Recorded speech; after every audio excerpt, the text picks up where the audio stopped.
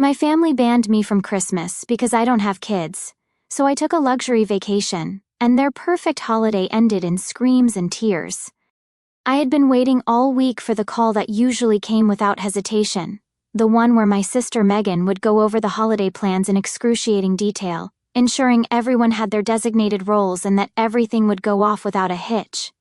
I had always been involved in these discussions, whether it was bringing my signature pecan pie or helping my nephews and nieces with last-minute gift wrapping on Christmas Eve. The traditions in our family were sacred, or at least I had thought so until this year, when the call finally came. But it wasn't at all what I expected. Megan's voice had that familiar clip tone she used when trying to soften bad news. "Hey, Lucas?" she started, and right away something in my stomach twisted.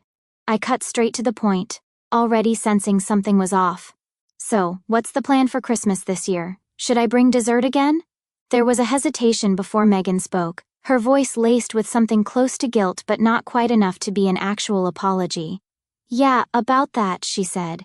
"We were talking, and we decided that this year we're going to keep things really, kid-focused." I frowned, trying to process what she was saying. "Okay?"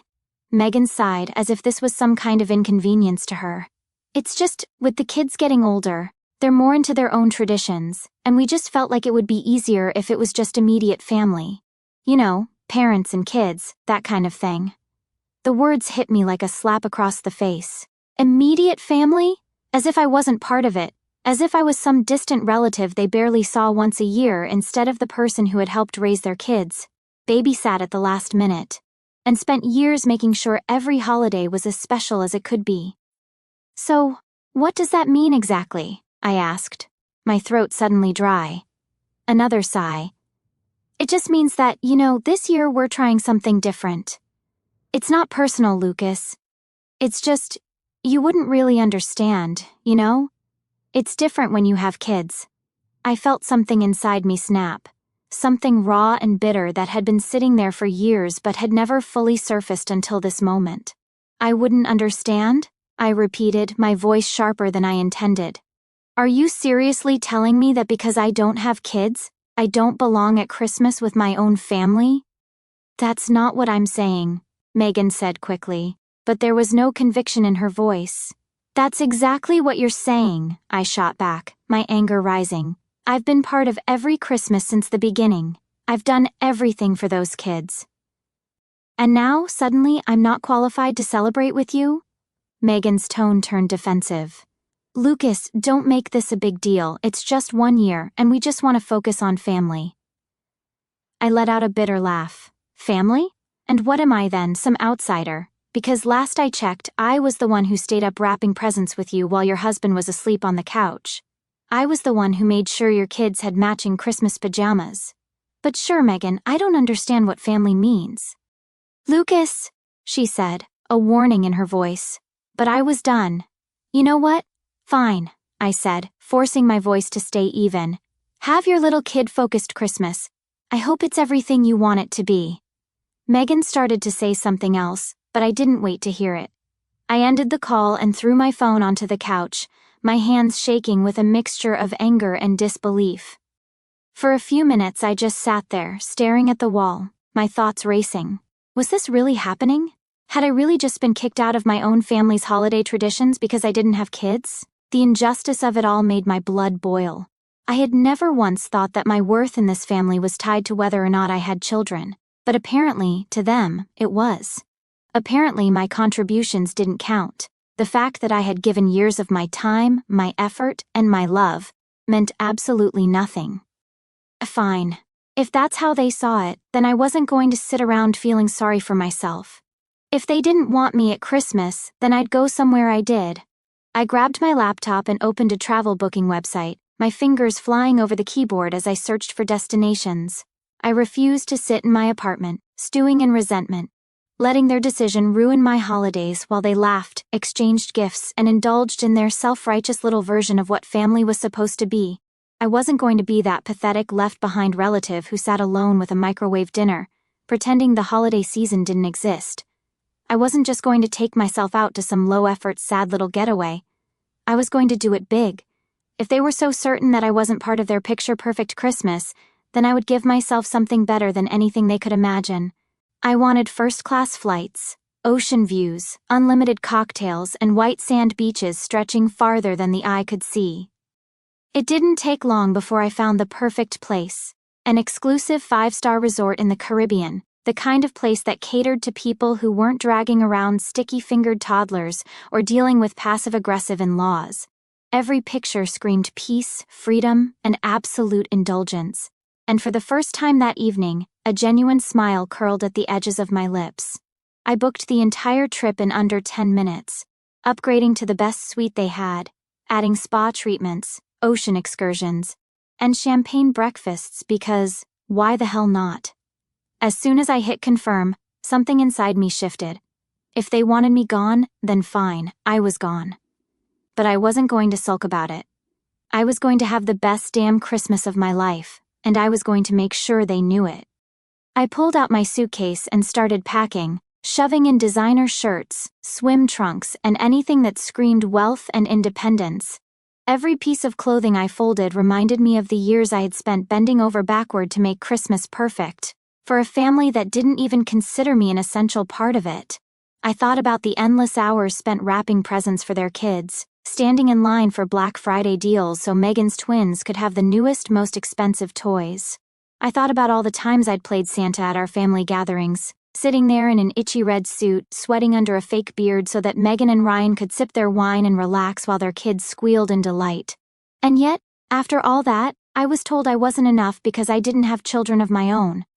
I imagined Megan and Ryan sitting around the Christmas tree, checking their phones, expecting maybe a sad little Merry Christmas text from me, only to find my social media flooded with pictures of crystal clear water, palm trees swaying under a golden sunset, and me lounging poolside with a drink in my hand and not a single damn care in the world.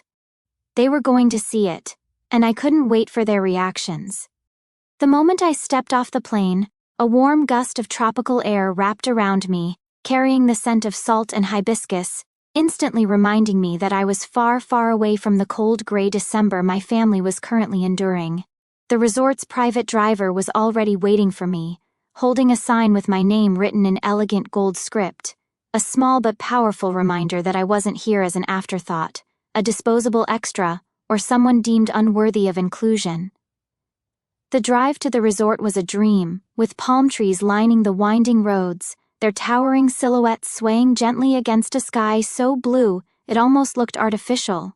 When the vehicle finally pulled up to the grand entrance, my breath caught as I took in the sheer opulence of the place.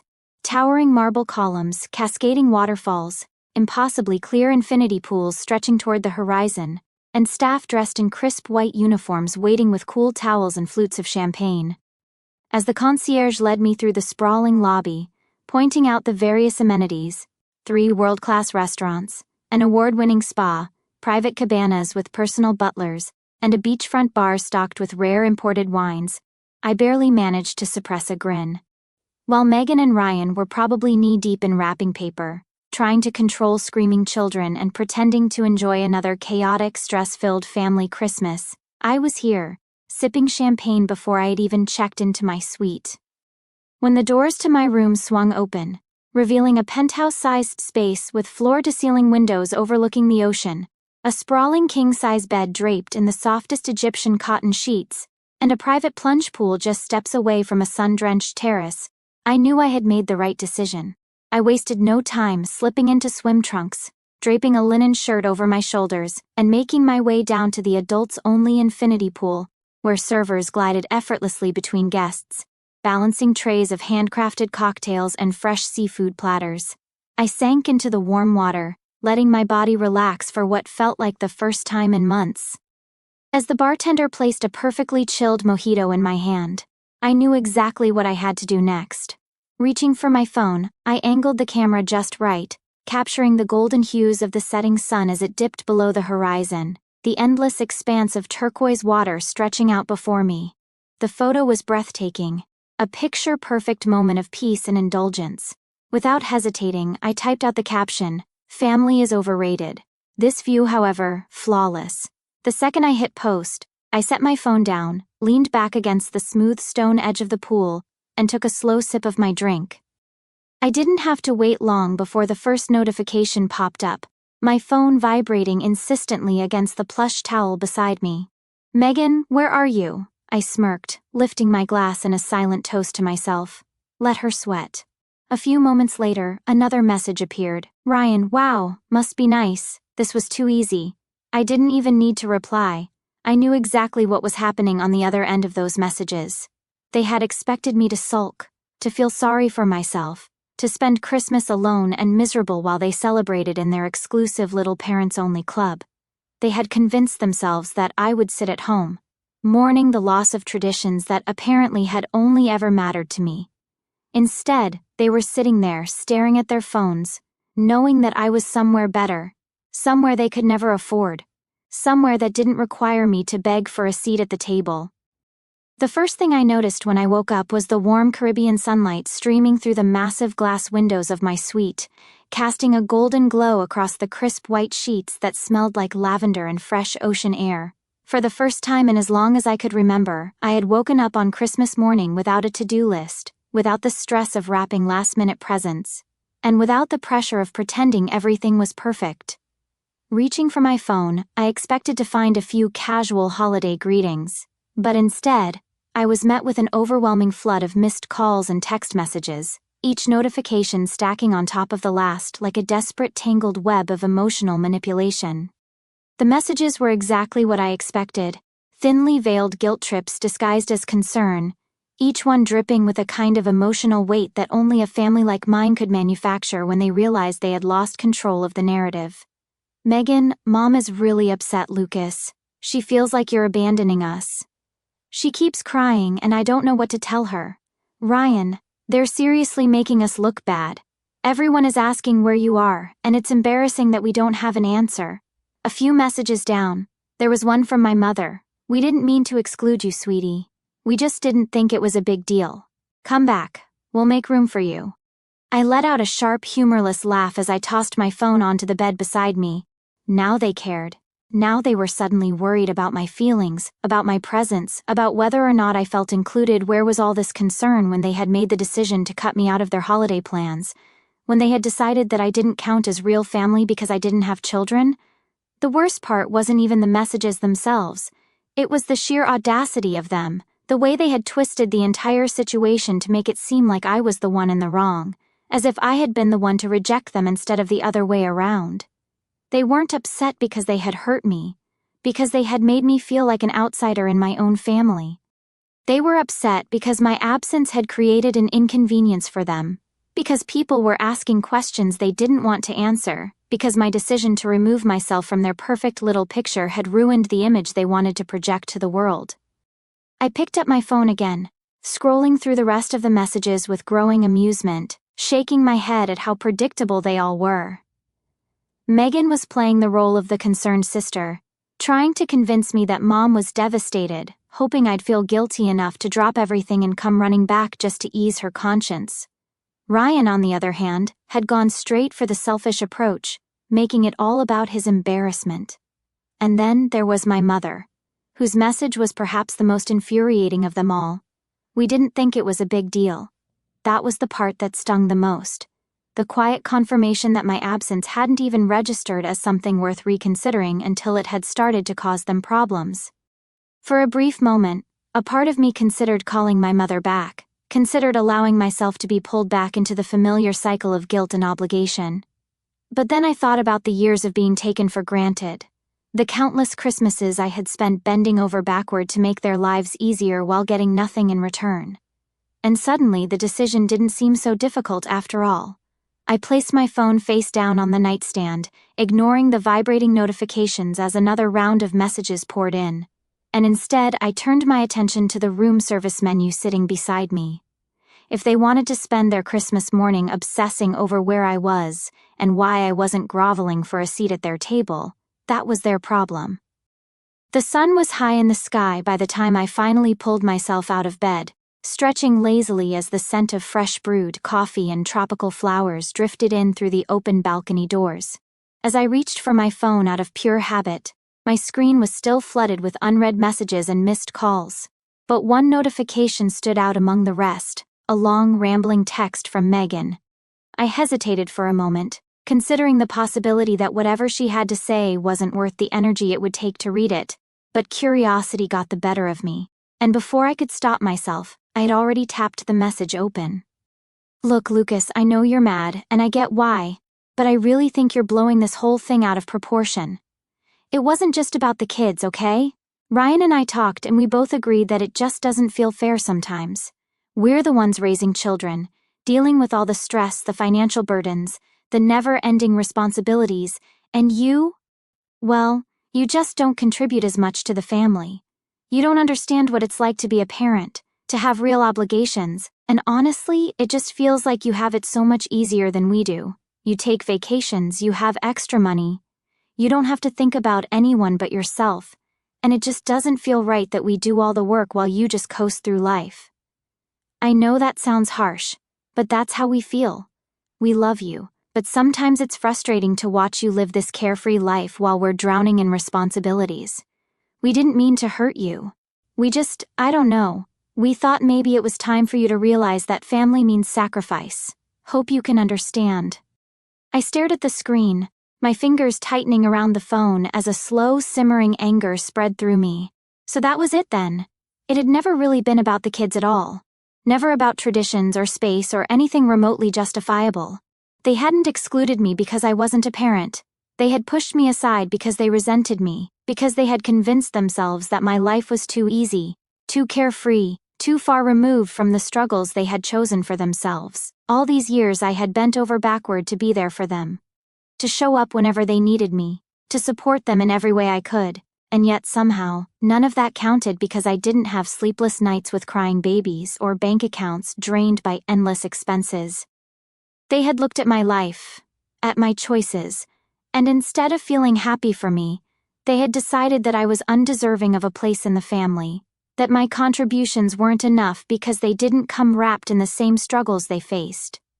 I swallowed the bitter taste rising in my throat, my mind racing with every memory of the times I had sacrificed for them, the babysitting, the gifts, the holidays spent making sure their children had the best experiences possible, the years of being treated like the family's personal support system, always expected to be available but never truly included.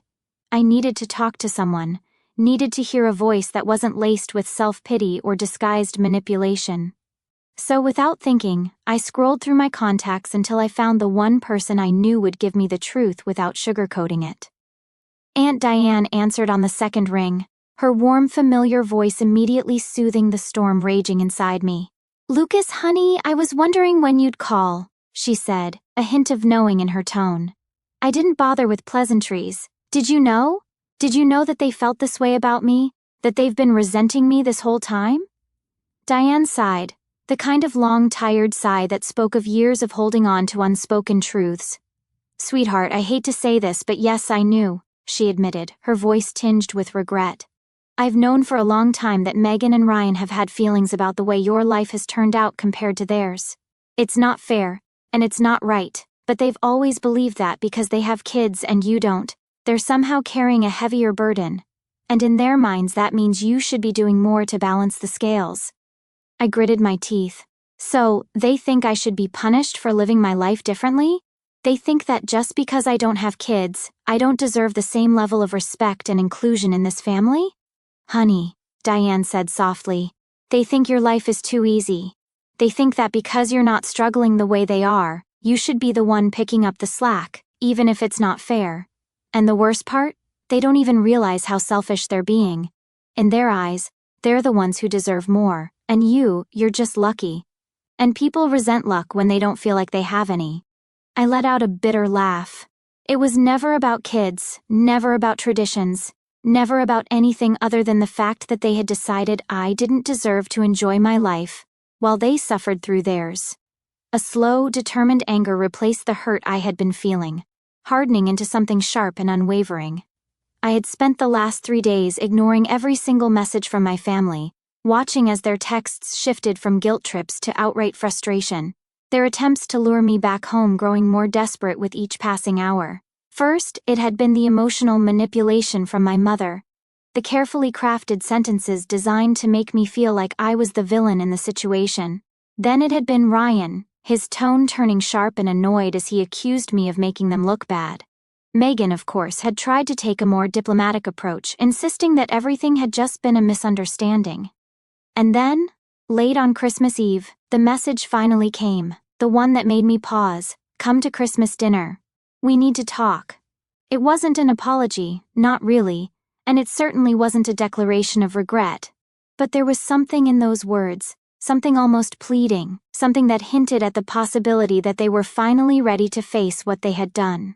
For a long moment, I sat there, my fingers hovering over the screen as I considered my options, weighing the satisfaction of standing my ground against the temptation of finally confronting them on my terms, in my own way, with my own carefully chosen words. I wasn't going because I forgave them, and I certainly wasn't going because I missed them. But the idea of walking into that house, head held high, radiating the confidence and success they had spent years pretending not to see, was too good to pass up. The next morning, I took my time getting ready, slipping into a perfectly tailored designer suit that I knew would make a statement. The fabric accentuated my frame in all the right places, the deep navy color giving me an air of quiet, confident authority. I paired it with an expensive watch and subtle cufflinks that whispered wealth without screaming it. By the time I arrived at my parents' house, pulling up in the sleek rental car I had chosen just for the occasion, I could already picture the looks on their faces, the moment they realized that I wasn't coming back as the same man they had so easily discarded. When I stepped inside, the air was thick with the scent of roasted turkey, cinnamon, and something unspoken, something heavy, something tense that settled over the room like an invisible storm cloud waiting to break. The moment my mother saw me, she let out a small gasp, her hands flying to her mouth as if she had genuinely started to believe I wouldn't show up at all. Without hesitation, she pulled me into a hug, holding on to me just a little too tightly. "Oh, sweetheart, I'm so glad you're here," she murmured, her voice thick with emotion. But when I glanced over her shoulder, my eyes landing on Megan and Ryan standing stiffly near the dining room entrance, I knew the truth. My mother might have missed me, might have regretted the way things had unfolded, but my siblings weren't happy to see me. They were nervous. Megan's lips were pressed into a thin, uneasy line, her eyes darting toward Ryan, as if silently willing him to say something first. But he only crossed his arms, his jaw tightening as he forced out a clipped, "Hey." I smiled, slow and deliberate, letting the silence stretch just a second too long before responding. "Hey," I said, my voice light, unconcerned, making it painfully clear that I wasn't here to beg for their approval. My father cleared his throat, stepping forward in an attempt to break the unbearable tension that had settled over the room. "Let's eat," he said, his voice gruff but forced, as if trying to pretend that everything was perfectly normal. I didn't move right away, letting the weight of the moment sink in, letting them all feel the shift in power, the way the ground beneath them had changed, the way I was no longer someone they could control or diminish. Then, finally, I stepped forward, letting my shoes click against the polished hardwood floor as I made my way toward the dining table, taking my seat with a kind of effortless confidence that told them exactly what they needed to know. The tension at the dinner table was thick enough to cut with a knife, pressing against the room like an unseen force, heavy and suffocating, filling every corner with the weight of words left unsaid. Silverware clinked against fine china, glasses were lifted and set down with just a little too much force, and every polite smile felt stretched too tight, barely concealing the discomfort simmering just beneath the surface. My mother was doing her best to keep the conversation light, asking about the food, complimenting the turkey, making comments about how the grandkids were growing up so fast, but nobody was really listening. Megan and Ryan kept shooting each other glances, silent messages passing between them as if trying to figure out how to handle me, as if trying to decide whether to address the elephant in the room or pretend that it didn't exist. I didn't say much at first, letting them squirm, letting them feel the weight of their own choices, letting them sit with the knowledge that I hadn't come crawling back in defeat but had arrived stronger, more composed and completely unfazed by their sudden attempts at forced reconciliation. And then, just as I expected, Ryan finally broke the silence, his voice dripping with forced casualness, his words carrying just enough of an edge to make it clear that he hadn't let go of his resentment. "So Lucas," he said, leaning back in his chair, smirking just slightly, "how's your little solo trip?" Must have been lonely spending Christmas all by yourself in some fancy hotel." I didn't even blink at the condescension laced in his voice. Instead, I set my glass down, smiled, and answered in the most nonchalant voice I could muster. "Not at all," I said, tilting my head slightly. "It was actually the best holiday I've ever had. First-class flights, champagne breakfasts, ocean views, massages every morning. Absolute peace. Honestly, I can't believe I didn't do it sooner." The words landed exactly the way I intended, hitting Ryan square in the ego, making Megan's shoulders go stiff, making my mother pause mid-bite, her expression torn between discomfort and something almost resembling admiration. For a brief second, nobody spoke, the weight of my statement hanging in the air like an unexpected slap. Until, finally, Megan scoffed, shaking her head, her tone sharper than before. "Must be nice," she muttered, her lips curving into a tight, bitter smile, having money to waste on something like that. That was it. I let my fork drop onto my plate with a sharp clink, the sound cutting through the strained atmosphere like a warning shot, my patience snapping in an instant, the simmering anger I had kept at bay finally rising to the surface. Slowly, deliberately, I turned my gaze toward Megan, watching as she shifted uncomfortably, clearly regretting opening her mouth but not quite willing to back down. "Waste?" I repeated, my voice dangerously calm, my eyes locking onto hers with a steadiness that made her falter. "You think I wasted money on myself? That's funny, Megan, because I don't remember you or Ryan ever thinking it was a waste when I was spending thousands of dollars every year on your kids' birthdays, Christmases, babysitting, last-minute emergencies, expensive gifts, paying for things you couldn't afford because you needed help. I've spent years putting this family before myself, and not once did either of you ever say, 'Maybe Lucas shouldn't have to do all of this alone.' But now that I finally do something for myself, suddenly it's a waste?" Silence. Not just a regular silence, but a deep, suffocating, tension-filled silence, the kind that stretches too long, the kind that makes people shift in their seats, the kind that forces everyone to reckon with an uncomfortable truth they had been trying to avoid.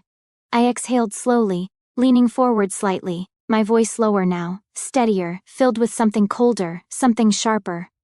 "Maybe you're right," I said, my tone thoughtful, my words deliberate.